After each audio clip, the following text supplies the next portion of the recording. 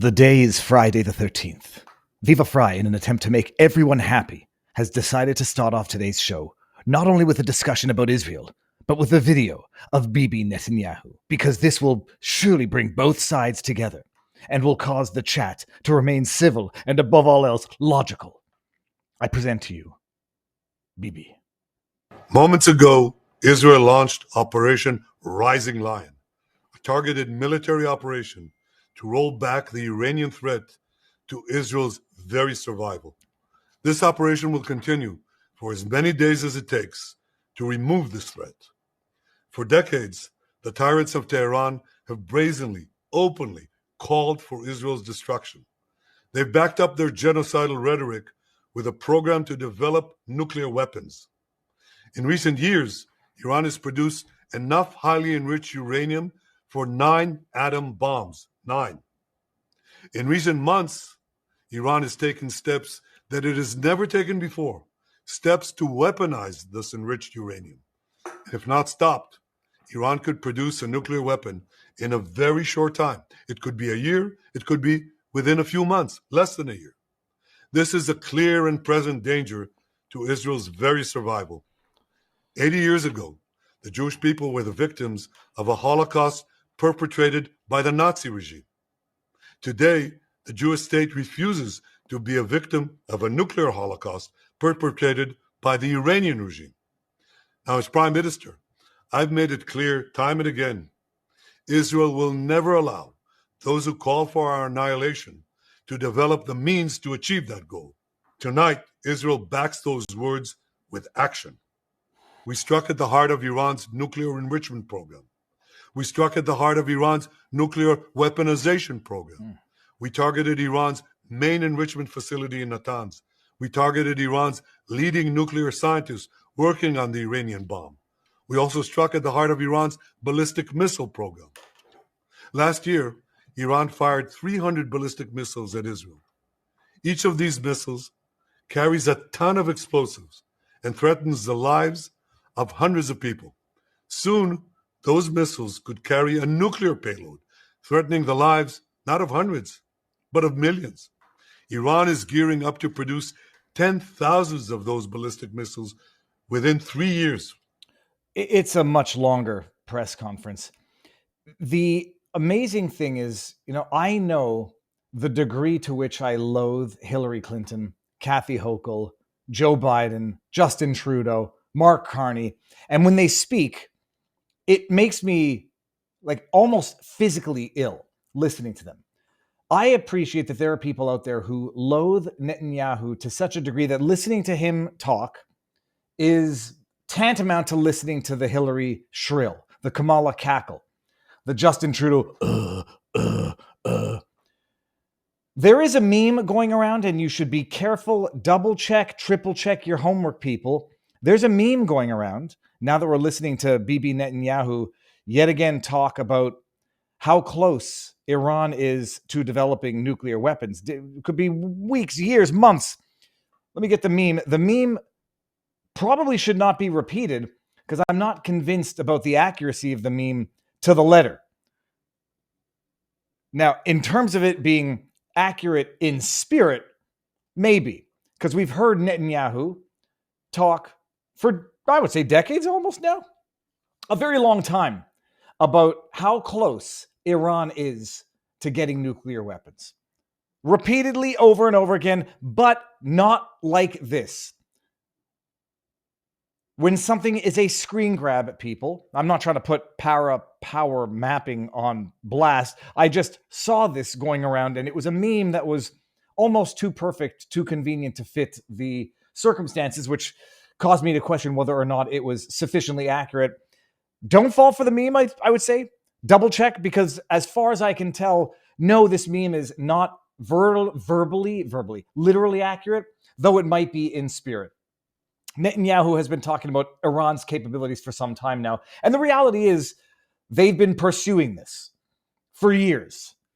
And I think if there's one thing that we can probably all agree on, let's just say you hate Netanyahu, you hate Israel, you hate Zionism, and you take the painstaking gymnastics of the mind to distinguish that from Jews in general. Okay, fine. Fair. I think we can all agree that we would not want to have a nuclear-armed Iran. Objectively, Iran sponsors terrorism. Some of you might want to say that's not terrorism, it's resistance fighting, whatever. They objectively fund terrorism and or what the terrorist sympathizers would want to call resistance. I think we could all agree that we would not want Tehran or Iran to have a nuclear weapon. With that said, I think we can also say that we don't want to get bogged down or drawn into a World War III where nuclear armed allies or potential partners come to the defense of an attack on a not yet nuclear armed Iran. I think we all would be of the opinion that more wars in the Middle East, I would say they don't serve anybody's interest. They don't serve the right people's interest. And when you have Netanyahu, who has been licking at the chops for a war with Iran for years, decades, possibly, now on the eve of what looked like might have been something of successful potential negotiations between America and Iran in order to ensure that Iran does not pursue a militarized nuclear weapons program. And then on the eve of that, you have Israel going in and striking Tehran. But if you don't know the details of this, because it happened yesterday, and it's, fog of war info's coming out, and in the early stages of it, you're going to have people who are going to want to make this look more accurate than it might have been. You're going to want people intimidated by the intel. You're going to want people intimidated by the Operation Rising Lion. Not an overnight operation, by the way, which leads to some more questions, is as you have Donald Trump's administration trying to work a deal with Iran, you have Israel behind the scenes planning this operation for years, apparently. This is the secret war with Iran. That's my footstool because my feet don't touch the ground. Inside Israel's secret war with Iran. This is coming out of Fox News, so take it with the grain of salt that you think is most warranted. Mossad commandos, hidden drones, and the strike that stunned Tehran. It's like PR for Israel's intelligence. Mossad worked with a huge number of people, a mass of agents deep inside Iran, operating at the highest level of penetration imaginable, says senior Israeli security official. I don't think anybody wants a nuclear-armed Iran. In ordinary circumstances, one would say, all right, anything that puts them back in their nuclear military aspirations would be good. I read this, and the very same questions I asked on October 8th. For a country that has intelligence, assets, security that is second to none, and now they're describing what they did in Tehran, my obvious questions are, what in the name of sweet holy hell then went wrong on October 7th or before? Didn't have any of this stuff. From the beginning, you have had the people who want to see conspiracy, want to be black-pilled and whatever, and you can't blame them, saying, my goodness, this October 7 atrocity, and I'm not entertaining the ideas that it didn't happen. People want to say, oh, okay, it wasn't 1,200 people. Okay, it was 1,200 people, but 500 were caught in crossfire, friendly fire, as we call it. Discussions that you'll never get to the bottom of because you can't agree on reality. How did October 7 happen to that extent? And people were saying, well, it's an atrocity that will be exploited to annex more territory in Gaza and as a pretext to go to war with Iran. Do recall, let me bring this back out for a second. Do recall, one of the conspiracy theories about 9/11 and October 7 was compared to 9/11 is that 9/11 was used as the pretext to immediately invade Afghanistan because Osama bin Laden was behind the 9/11 attacks, and then tangentially as the pretext to invade Iraq because Iraq had weapons of mass destruction that never existed. And so 9/11, the catastrophe that it was, the official narrative, many of us still don't believe. Building 7 didn't fall down on its own. 9/11 was used as the pretext to invade not one but two Middle Eastern countries, Afghanistan, then Iraq. Regime change in Iraq on a pretext that has turned out to be a historical lie and not a historical inaccuracy. It was a known lie at the time, but when you have two reports prepared by intelligence, one says they have it, one says they don't, and you rely on the one that says they have it in order to justify a regime change war, You've lived a lie. And once you've lived through that lie, you then look at all other lies and say, holy crab apples, they've always been lying. 9/11 was the pretext to invade Afghanistan, was the pretext to invade Iraq on the basis of weapons of mass destruction that never existed, and it was known at the time. October 7, people were afraid was going to be used as a pretext to annex more of Gaza, and that has happened, and used as a pretext to start a war with Iran, who backs Hezbollah. And now that seems to be happening. Listen to the details of this and always compare it with the catastrophic intelligence failure that was October 7. At the very most innocuous and most innocent explanation, it was a catastrophic intelligence failure by the most sophisticated army on earth. Catastrophic intelligence failure by the most sophisticated intelligence agencies on earth. Listen to what they did here. Israel's overnight strike on Iran was not only one of the most ambitious aerial campaigns in recent history, it was the result of years of covert planning, surveillance, and infiltration by Israeli intelligence. Bulldozers and paragliders. While dozens of fighter jets bombed nuclear and military targets across Iran early Friday morning, the groundwork had long been laid by Mossad agents working in lockstep with Israeli military. The same Mossad that was derelict leading up to October 7. The left in Israel says that Netanyahu let it happen on purpose to justify annexation. The right says that Mossad let it happen on purpose to make Netanyahu look like an incompetent leader to oust him from power. Codenamed Kilavi, Rising Lion. The preemptive operation was the product of unprecedented coordination between Israeli Air Forces, the Military Industrial Directorate, Mossad, the country's defense industries. For years, they worked shoulder to shoulder to gather the intelligence files needed to eliminate Iran's most sensitive military and nuclear assets. Senior Israeli intelligence, Mossad worked with a huge number of people, a mass of agents deep inside Iran, operating at the highest level of penetration imaginable. Some of the agents were restrained as commando fighters to carry out mission-critical operations. The work culminated in what the official described as a 3-layered strike.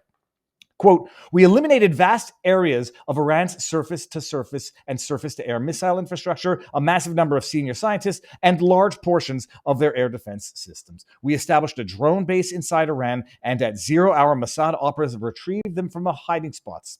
We placed precision missiles on numerous vehicles and embedded additional missiles throughout the country, hidden inside rocks. We activated this entire array in precise coordination with Israeli Air Force. They launched strikes, yada, yada, we get into the rest of this. This is what they did here, and October 7, bulldozers and paragliders, because they were too reliant on the Iron Dome, and it took 12 plus hours in some areas for the Israeli defense to respond. And it's not for lack of asking the questions that the answers haven't been forthcoming, but those answers haven't been forthcoming.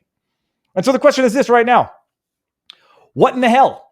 Is this Netanyahu sabotaging Trump's attempt to finally have a lasting peace in the Middle East? Is this Trump using, I'm referring to them as a sort of a John Bolton type mad dog negotiating partner to weaken Iran and then make them more amenable to something of a negotiation?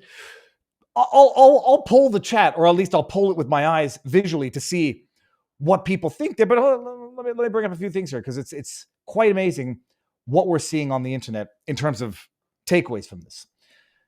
White House Secretary of State Marco Rubio said this last night. Let me make sure this is last night, June 13th. Yeah, last night. Statement from Secretary of State Marco Rubio. Quote, tonight, Israel took unilateral action against Iran. We are not involved in strikes against Iran, and our top priority is protecting American forces in the region. Israel advised us that they believe this action was necessary for its self-defense. President Trump and the administration have taken all necessary steps to protect our forces and remain in close contact with our regional partners. Let me be clear. Every time. Iran should not target U.S. interests or personnel. I hate let me be clear, people. Even when it's someone who I like and or respect saying it. It says nothing except casts suspicion on what's about to be said. Iran should not target U.S. interests or personnel. So the question is, what the hell's going on here? It sounds like the White House yesterday is, to some extent, if not throwing Israel under the bus, saying, ally or not, we can't control them. They announced what they're going to do. We're not going to hold them back. Maybe we tried and we couldn't. Maybe they're humiliating us, and now we've got to sort of throw them under the bus. You got Marco Rubio, Secretary of State. We didn't know about this. It's unilateral. Iran, don't attack us because we've got nothing to do with it. Okay. Then we got Donald John Trump in a post from Michael Tracy. Let me see when this post was. This is June 13, 5:56 a.m. Assuming he's in the same time zone as us, the man is up early, working hard. Donald John Trump on Truth says, quote, or I'm quoting him, I'm reading his post. I gave Iran chance after chance to make a deal. I told them in the strongest of words to, quote, just do it, end quote. But no matter how hard they tried, no matter how close they got, they just couldn't get it done. I told them it would be much worse than anything they know, anticipated, or were told, that the United States makes the best and most lethal military equipment anywhere in the world, by far. And that Israel has a lot of it, with more to come. And they know how to use it. Certain Iranian hardliners spoke bravely, but they didn't know what was about to happen. They are all dead now, and it will only get worse. There has already been great death and destruction, but there is still time to make this slaughter, with the next already planned attacks being even more brutal, come to an end. Iran must make a deal before there is nothing left and save what was once known as the Iranian Empire. No more death, no more destruction. Just do it before it's too late. God bless you all. That's an interesting post. Then you got Michael Tracy, who I'm sort of having a bit of a fun tiff with on Twitter now, saying, pundits and influencers last night, quote, Israel has made a mockery of the USA. This is deliberate sabotage of Trump. Netanyahu must pay. I don't know who was saying that, but let's just assume that he's, what's the word? Hyperbolically summarizing what some on the right are saying. Influencers, I don't know what that word means anyway. Let's just say some people are saying something like that. Trump within hours takes credit for the war. Trump can always be relied upon to swiftly humiliate his most deluded and sycophantic boosters. In response to that tweet, I just said, look, I read the post. I don't see where Trump takes credit for the war. Maybe I'm just a sycophant. And that was Mike Tracy's pithy response. I said, it's interesting spin or interpretation, and I know people will accuse me of similar spin or interpretation. I do not read this as him taking credit for the war. I see it as him using Israel as a convenient tool in the negotiations, although as Trump cannot control, almost as though Trump cannot control Netanyahu, which might piss a lot of people off here, which comes with its own problems, but distinct from the accusation that he's taking credit for the escalation. It seems he's sending a message to other countries that America's weaponry should instill fear, which is a distinct message to convey. Who might he be talking to? Vicariously, indirectly, maybe Russia. Who can convince me my interpretation is wrong? I got to get the pithy Twitter response from Michael Tracy. I'm just going to go to my Twitter feed. It drives me nuts. To some extent, like I recognize I can be a pithy asshole on Twitter, and it's deliberately when I do it. But even when I'm a pithy asshole, I still put in substance in the ad hominem. I asked Mike Tracy. There we go. Oh, no. In response to that, he says, you're a great example of the deluded sycophants I was referring to. To which I respond, no substance, just ad hominem. Once a liberal, always a liberal. That's ad hominem. You got anything of substance to respond to that? So the question is this. What the hell is going on? Do I have the video of Trump talking about Michael Bolton? It's not Michael Bolton. It's John Bolton. I know I have it here. I got it in the back somewhere. George, here you put it up here. Do you remember what Trump said about John Bolton? That he was a madman, but a useful madman? And that maybe, there hasn't been a massive rallying cry to support Iran, even among the Middle East. And so maybe even the neighbors of Iran don't want a nuclear-armed Iran and don't mind letting Israel be the bad guys that do it. And maybe Trump, who doesn't mind negotiating with Iran, but certainly doesn't want to see them become nuclear capable, doesn't mind a mad dog Bolton of a nation taking out whatever Louise, the nuclear capabilities Iran has. Refresh your memory about what Trump said about mad dog Bolton. Bolton, a real dope, but I thought he'd be great because he was so stupid. He was like a boiler. Every time if somebody shot down a little tiny crappy drone that cost about $15, he'd want to go to war with Russia. I said, no, I think he was great for me, though, for a period of time because he was a nut job, and everybody, I could see his face get red with that stupid white mustache, and he'd be ready to explode. And this was good for me. I went to Kim Jong-un in North Korea. I took this moron with me, and he never said anything. But when Kim Jong-un saw him, he said, oh, shit, I think the guy wants to go to war. So he was great for me to negotiate with. The same thing with Russia. You know, when Putin saw him, I'd be very nice. I'd say, hi, Vladimir, how you doing? And then Bolton's, 2 rows back, and I'd see that moron, and I'd say, holy shit, this guy wants to go to war with me. And I got a lot of what I wanted. And I got a lot of what I wanted. First of all, Trump could be what makes him so amazing is that he is basically a stand-up comic of the highest caliber. That's not my original idea. That's Joe Rogan.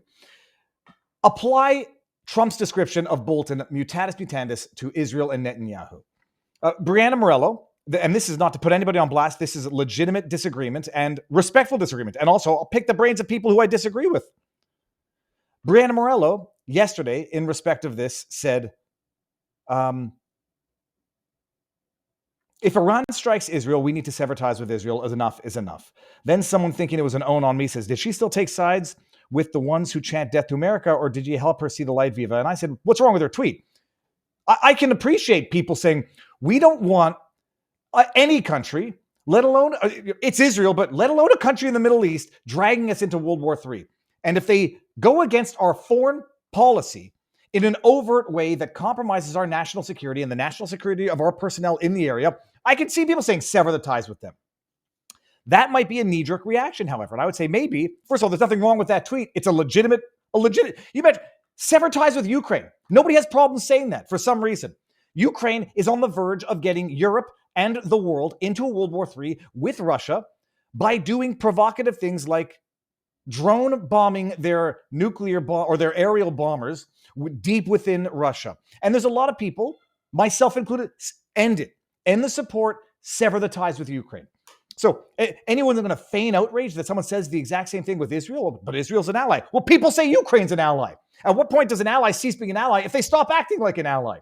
So there's nothing wrong with that position. I would suggest, however, that there might be a deeper play here, which is to let Israel take the brunt of the negative publicity and the blowback of potentially weakening Iran so that they then sit down for negotiations on better terms with Trump. It's possible. Whether or not it's true, whether or not it's accurate, whether or not it's my favorable interpretation. The irony is someone's going to accuse me of being biased and partial with a favorable interpretation. That interpretation makes Israel look bad. That interpretation makes Trump maybe look a little bad. That, okay, he doesn't have full control over them, so he's trying to spin it in his favor, or he's trying to use the fact that he doesn't have full control over them for his personal benefit. At the end of the day, the buck would stop if Trump says, you guys stop now. So we'll see. But that is the news coming out of Israel. And now that we've started on the stuff that makes everybody happy, hashtag sarcasm, now we can move on to the other stuff. Good afternoon, everybody. How goes the battle and what is up on the interwebs?